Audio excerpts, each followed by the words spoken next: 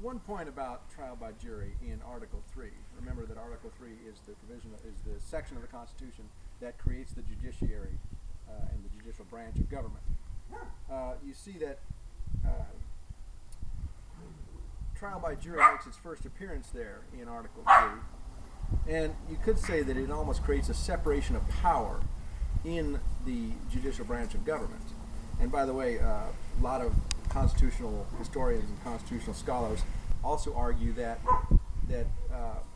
Article 2, which creates the executive branch of government, also has a separation of power with regard to the grand jury sitting in as a separate power to the president or the executive in the executive branch.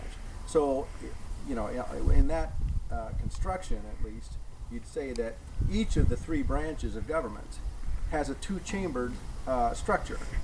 We know that the Article 1 creates the legislative branch with a lower chamber and an upper chamber, the U.S. House, U.S. Senate. Article 2 creates the executive branch.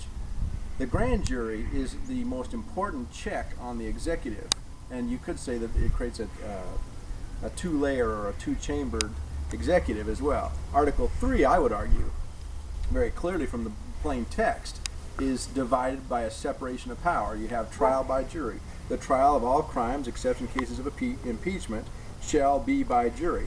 Article 3 is a very short provision of the Constitution. It isn't very long at all.